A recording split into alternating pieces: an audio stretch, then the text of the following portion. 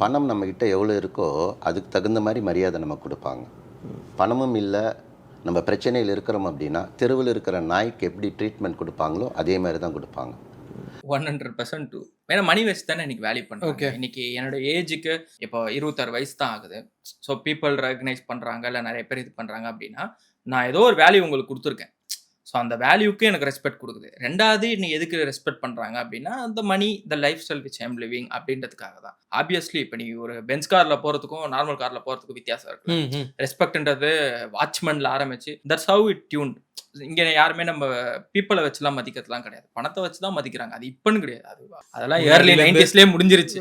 மணி வச்சு தான் உன்னோட வேல்யூ அப்படின்றது இன்னைக்கு டிசைட் பண்ணப்படுது. அது ஃபேமிலியாக இருந்தாலும் சரி. அதுக்கு முன்னாடி அந்த ஃபேமிலியிலலாம் அப்படி கிடையாது. இப்போ வந்து இன்ஸ்டா அது இதுன்னு வந்துருச்சு அப்படின்றதுனால ஃபேமிலிக்குள்ளேயே அந்த ப்ராப்ளம் இருக்கு. அவங்க ஹஸ்பண்ட் இவ்வளோ அர்ன் பண்றாரு, அவங்க இவ்வளோ ட்ரிப்பு போறாங்க, நீ எங்கேயும் கூட்டு போக மாட்டேற, நீ என்ன எங்கேயும் கூட்டு போக மாட்டே டாடி அப்படின்ட்டுலாம் இப்போ நிறையா இது வந்துச்சு. மணி அப்படின்னு வந்துருச்சு அப்படின்னா நீ எவ்வளோ வச்சிருக்கேன் அந்த அளவுக்கு உனக்கு ரெஸ்பெக்ட் கிடைக்கும். மணி இல்லைன்னா no one will respect you.